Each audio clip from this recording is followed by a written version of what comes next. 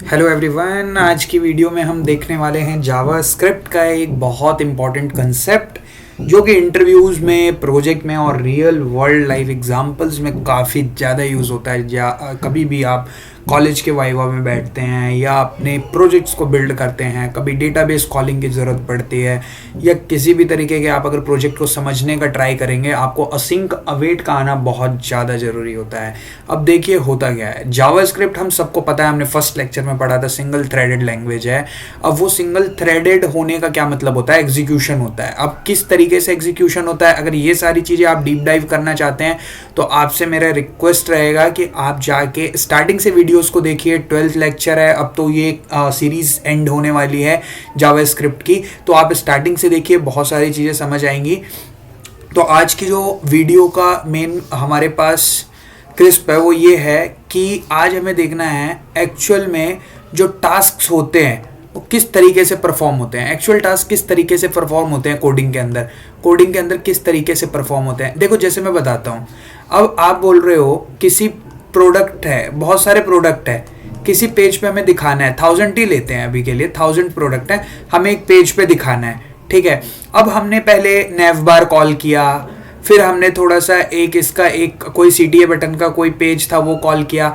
यहाँ पे उसके बाद हमें लिस्टिंग करनी है उन प्रोडक्ट की, जो प्रोडक्ट कहाँ पे रखे होते हैं, डेटाबेस में रखे होते हैं, डेटाबेस में रखा हुआ है। अब हमें इसको कॉल करना है, तो हमने इस कोड लाइन 1 लिखा, कोड लाइन 1 लिखा, कोड लाइन 2 लिखा, ये कोई भी ब्लॉक है, ब्लॉक ऑफ कोड है, बहुत सारा आप लिख रहे हो। अब कोड ब्लॉक 3 जो है ना, कोड लाइन 3, इसमें क्या है, डेटाबेस की कॉलिंग होगी, इस डेटाबेस की कॉलिंग होगी, जहां से मुझे 1000 प्रोडक्ट लेके आने हैं, कॉलिंग होगी। तो अब मैं यहाँ पे जब वेट कर, अभी के लिए आप बस इसको वेट समझ लो, वेट कोई भी DB ऑपरेशन करूंगा तो इसमें मुझे कुछ टाइम लगेगा, मान के चलते हैं 1 सेकंड, अभी के लिए 1 सेकंड का टाइम लगेगा। तो क्या मैं पूरे प्रोसेस को रोक दूं, आगे के प्रोसेस को, पूरी जावास्क्रिप्ट ही रोक दूं क्या मैं इसके लिए वेट करने के चक्कर में जावास्क्रिप्ट ही रोक दूं? क्या पता नेटवर्क इशू हो, इसका रिजल्ट फेल हो जाए, ना आए रिजल्ट, कुछ इशू आ जाए, कुछ एरर आ जाए, तो क्या मेरी पूरी एग्जीक्यूशन रुक गई? अभी 1 सेकंड लग रहा था, क्या पता कोई बहुत ज्यादा टेडियस टास्क हो जिसमें 5 सेकंड लग रहे हैं, और वो हम वर्थ हैं देना, 5 सेकंड वर्थ है। अगर बहुत ज्यादा बड़ा काम है, 5 सेकंड पता भी नहीं चलते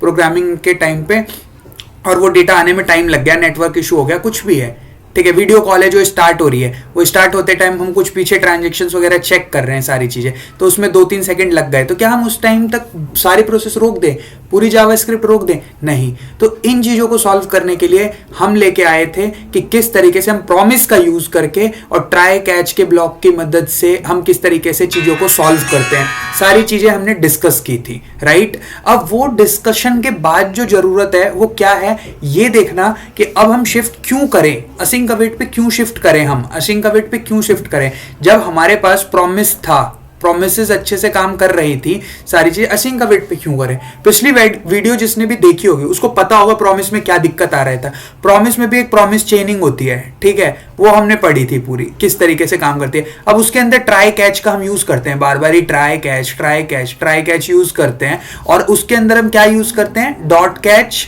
डॉट देन, ट्राई कैच हम यहाँ पे यूज करेंगे, अभी देखेंगे एरर हैंडलिंग के लिए। उसके अंदर हम क्या यूज करते हैं, डॉट कैच और डॉट देन। अगर मैंने इससे पहले ट्राई कैच बोला है तो मैं भी उसको इग्नोर करना, डॉट कैच और डॉट देन की मैं बात कर रहा था। तो ये देखो, मैं एक बार डिस्कस करता हूँ। जैसे कोई भी प्रोग्राम है, अगर उसका रिजल्ट आना है, ठीक है, रिजल्ट आना है, मैंने उस पर डॉट देन लगाया है, रिजल्ट लिया, अब उसको एरर आया तो मैं डॉट कैच लगा के, आपने देखा था पिछली वीडियो में किस तरीके से हम एरर ले रहे थे। तो ये चीजें, ये बार बारी डॉट, देखो यहाँ पे एक एग्जांपल भी है, ये रहा, कि प्रॉमिस में हमने क्या किया था, किस तरीके से हमारे पास एक कोई फंक्शन है, हमने उस पर डॉट देन लगा के उसका रिजल्ट प्रिंट करवाया और डॉट कैच लगवा के उसका एरर प्रिंट करवाया।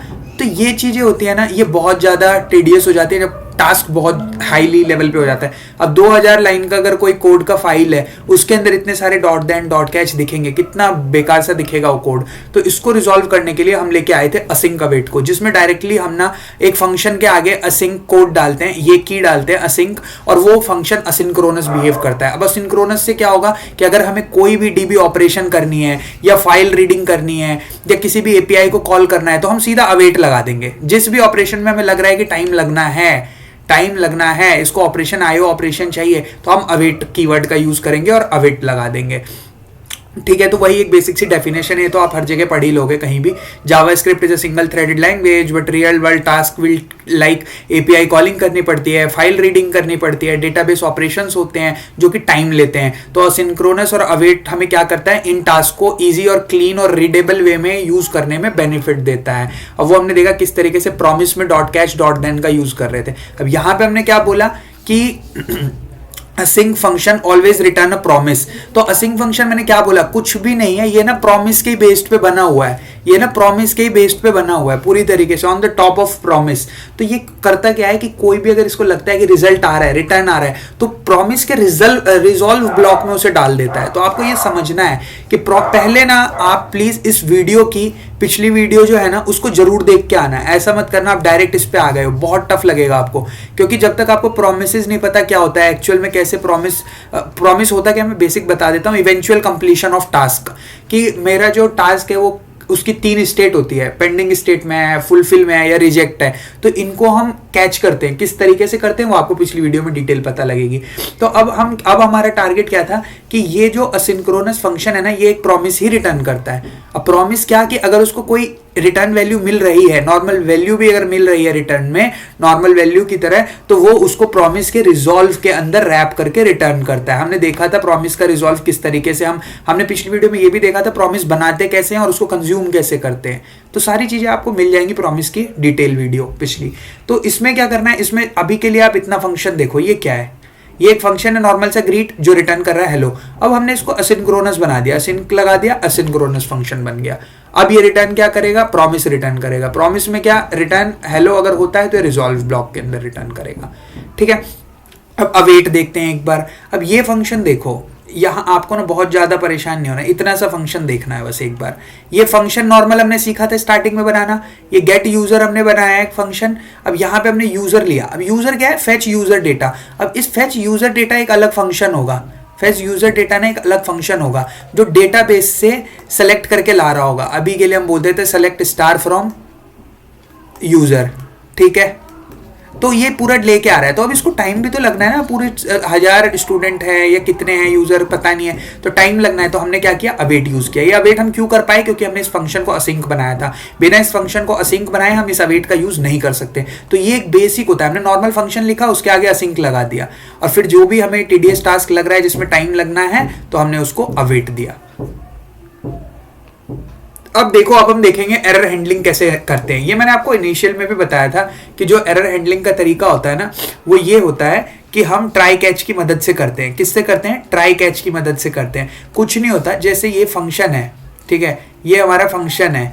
अब इस फंक्शन के अंदर हमें पता है कि कोई भी चीज रिटर्न आ रही है, रिटर्न आ रही है, तो क्या हो सकता है, दो केस क्या बनते हैं, ये सक्सेसफुली रिटर्न कर जाएगा या फेल होगा या एरर देगा। फेल का मतलब क्या, मेरा कहने का फेल का मतलब होता है एरर देना, एरर देगा। तो या रिटर्न करेगा या एरर देगा। तो अब इसको हम हैंडल कैसे करें, इसको हम हैंडल करते हैं ट्राई और कैच ब्लॉक की मदद से। ट्राई के अंदर हम लिखते हैं कि जब सक्सेस हो तो क्या हो, और कैच के अंदर हम लिखते हैं कि जब एरर हो तो क्या हो। तो जब ट्राई के अंदर हम क्या ट्राई कर रहे हैं, इस एपीआई को कॉल करने। अभी के लिए मान लो ये कोई डेटा लेके आ रहा है, उसको कॉल करने का हमने डेटा कंसोल करवाया। जब फेल होगा तो कैच ब्लॉक में हमने क्या किया, बाई चांस ये अगर फेल होता है तो उस केस में कैच ब्लॉक में जाएगा। कैच ब्लॉक में कैसे जाएगा, एरर को लेके आएगा और एरर जो भी आया उसको प्रिंट कर देगा। तो ये इतना इजी बना देता है हमारे लिए एरर हैंडलिंग को। अब देखो, मैं एक ना रियल लाइफ एग्जांपल बताता हूँ आपको, उसका हमने कहाँ पे यूज़ किया। अभी रिसेंटली हम कहीं पे ट्रांजेक्शन हैंडल कर रहे थे, ठीक है, ट्रांजेक्शन हैंडल कर रहे थे, वो रियल पेमेंट वाली ट्रांजेक्शन नहीं, चैट की ट्रांजेक्शन हैंडल कर रहे थे।